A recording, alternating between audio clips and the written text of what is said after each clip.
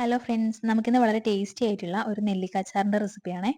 ഇത് ചെയ്തെടുക്കാൻ വളരെ ഈസിയാണ്. നിങ്ങൾ ഒരു പ്രാവശ്യമെങ്കിലും ഇതുപോലെ ഒന്ന് ഉണ്ടാക്കി നോക്കണേ. നമുക്കിനി ഇതെങ്ങനെയാണ് ചെയ്തെടുക്കുന്നതെന്ന് നോക്കാം. ഞാനിവിടെ നല്ലപോലെ കഴുകി വൃത്തിയാക്കിയ നെല്ലിക്ക എടുത്തിട്ടുണ്ട്. 1/2 കിലോ ആണ് നെല്ലിക്ക ഉള്ളത്. ഇനി നമുക്ക് ഇതൊരു കോട്ടൺ ടവൽ വെച്ചിട്ട് നല്ല രീതിക്കൊന്ന് തുടച്ചെടുക്കണം. ഞാനിവിടെ നെല്ലിക്കയൊക്കെ നല്ല രീതിക്ക് തുടച്ചെടുത്തിട്ടുണ്ട്. ഇനി നമുക്കിതൊന്ന് കട്ട് ചെയ്ത് കൊടുക്കണം. ഇതാ ഞാൻ ഇതുപോലെയാണ് കട്ട് ചെയ്തെടുക്കുന്നത്. ഇതുപോലെ പെട്ടെന്ന് തന്നെ കട്ട് ചെയ്തെടുക്കാൻ പറ്റും.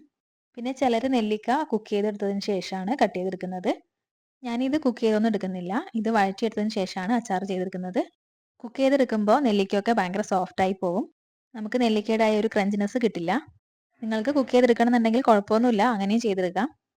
നെല്ലിക്ക വേണമെങ്കിൽ ആവിയിൽ വെച്ചിട്ടോ അല്ലെങ്കിൽ വെള്ളത്തിലിട്ടിട്ടോ കുക്ക് ചെയ്തെടുക്കാവുന്നതേ ഉള്ളൂ. ഞാനിവിടെ നെല്ലിക്കയൊക്കെ ഇതുപോലെ ഒന്ന് കട്ട് ചെയ്തെടുത്തിട്ടുണ്ട്. നമ്മൾ നെല്ലിക്ക കട്ട് ചെയ്തെടുക്കുമ്പോൾ നമ്മുടെ കത്തിയിലും വെള്ളമൊന്നും ഇല്ലാന്ന് ഉറപ്പുവരുത്തണേ. അതുപോലെ തന്നെ നെല്ലിക്ക ഇട്ട് വെച്ചിട്ടുള്ള പാത്രത്തിലും വെള്ളമൊന്നും ഇല്ലാന്ന് ഉറപ്പുവരുത്തണേ. പിന്നെ അച്ചാർ ചെയ്തെടുക്കാൻ വേണ്ടി നമുക്ക് ഇഞ്ചിയും വെളുത്തുള്ളിയും വേണം. ഇഞ്ചിയും വെളുത്തുള്ളിയും ഒക്കെ നിങ്ങളുടെ ആവശ്യത്തിന് ചേർത്ത് കൊടുക്കാം. ഞാനിവിടെ അത്യാവശ്യം വലിപ്പമുള്ള 2 പീസ് ഇഞ്ചിയാണ് എടുത്തിട്ടുള്ളത്. പിന്നെ ഇതുപോലെയുള്ള 3 ബൾബ് വെളുത്തുള്ളി എടുത്തിട്ടുണ്ട്. എന്നിട്ടിത് നല്ലപോലെ ഒന്ന് ചതച്ചെടുത്തിട്ടുണ്ട്. അധികം പേസ്റ്റ് പോലെ ആയി പോകരുതേ. പിന്നെ ഞാനിവിടെ 2 പച്ചമുളക് എടുത്തിട്ടുണ്ട്. പച്ചമുളകൊക്കെ നിങ്ങളുടെ ആവശ്യത്തിന് ചേർത്ത് കൊടുക്കാം. പിന്നെ കറിവേപ്പില വേണം. പിന്നെ ഞാൻ 2 വറ്റൽമുളക് എടുത്തിട്ടുണ്ട്. ഇനി നമുക്ക് അച്ചാർ ചെയ്തെടുക്കാം. ഇതിനു വേണ്ടി ഞാനൊരു പാൻ അടുപ്പിൽ വെച്ചിട്ടുണ്ട്. ഇതിലേക്ക് 4 ടേബിൾ സ്പൂൺ നല്ലെണ്ണയാണ് ചേർത്ത് കൊടുത്തിട്ടുള്ളത്.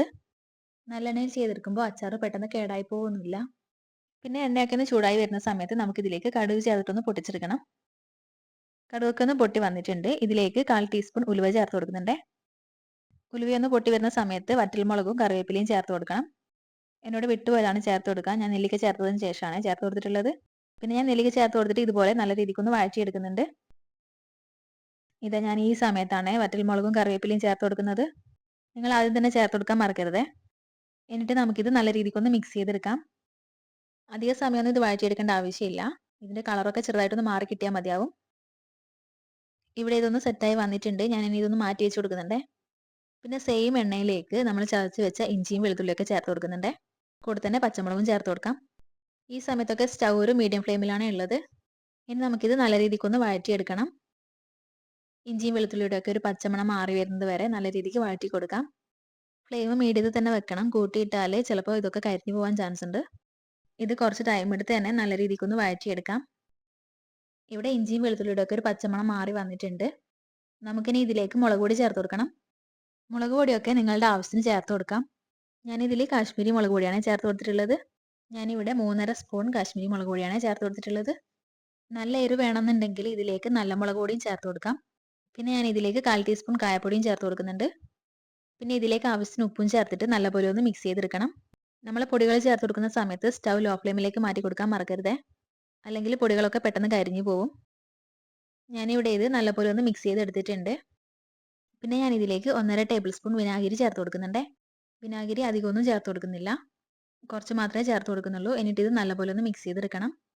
1/2 ടീസ്പൂൺ കൂടെ ചേർത്ത് കൊടുക്കുന്നുണ്ട്. എന്നിട്ട് വീണ്ടും നല്ലപോലെ ഒന്ന് മിക്സ് ചെയ്തെടുക്കുന്നുണ്ട്. നിങ്ങൾ ചെറിയൊരു ക്വാണ്ടിറ്റിയിലാണ് ചെയ്തെടുക്കുന്നതെങ്കിൽ വിനാഗിരി ചേർത്ത് കൊടുക്കണമെന്നില്ല. ചൂടുവെള്ളം ചേർത്ത് കൊടുത്താൽ മതിയാവും. പിന്നെ ഞാൻ ഇതിലേക്ക് ചൂടുവെള്ളം ചേർത്ത് കൊടുക്കുന്നുണ്ട്. വെള്ളമൊക്കെ നിങ്ങളുടെ ആവശ്യത്തിന് ചേർത്ത് കൊടുക്കാം. അച്ചാർ കുറച്ച് തിക്കായിട്ടാണ് വേണ്ടെങ്കിൽ കുറച്ച് മാത്രം ചേർത്ത് കൊടുത്താൽ മതിയാവും. ഞാനിവിടെ കുറച്ച് തിക്കായിട്ടാണ് ചെയ്തെടുക്കുന്നത്. പിന്നെ ഇതിൽ വെള്ളം ചേർത്ത് കൊടുക്കുമ്പോൾ നല്ല തിളച്ച വെള്ളം തന്നെ ചേർത്ത് കൊടുക്കാൻ ശ്രദ്ധിക്കണേ. എന്നിട്ട് ഇത് നല്ലപോലെ ഒന്ന് മിക്സ് ആക്കിയതിന് ശേഷം ഇത് നല്ല രീതിക്കൊന്ന് തിളച്ച് വരണം. ഈ സമയത്ത് ഉപ്പൊക്കെ നോക്കിയിട്ട് ആവശ്യമാണെങ്കിൽ ചേർത്ത് കൊടുക്കാം. എന്നിട്ട് വീണ്ടും ഞാൻ നല്ല രീതിക്കൊന്ന് മിക്സ് ചെയ്തെടുക്കുന്നുണ്ട്.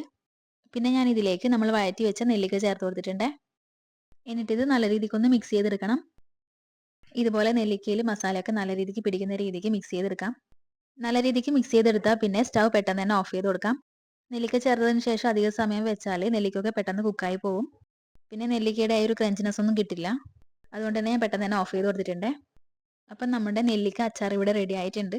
നല്ല ടേസ്റ്റ് ആട്ടോ. നിങ്ങൾ ഒരു പ്രാവശ്യമെങ്കിലും ഇതുപോലെ ഉണ്ടാക്കി നോക്കണം. പിന്നെ അച്ചാർ സെറ്റായി കഴിഞ്ഞാൽ ഇതിന്റെ ചൂട് കംപ്ലീറ്റ് മാറിയതിന് ശേഷമാണ് ഒരു കുപ്പിയിലൊക്കെ ഇട്ട് വെക്കാൻ പാടുള്ളൂ.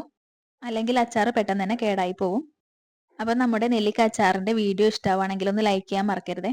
പിന്നെ നമ്മുടെ ചാനൽ ഇതുവരെ സബ്സ്ക്രൈബ് ചെയ്തിട്ടില്ലെങ്കിൽ ഒന്ന് സബ്സ്ക്രൈബ് ചെയ്ത് സപ്പോർട്ട് ചെയ്യാനും മറക്കരുതേ.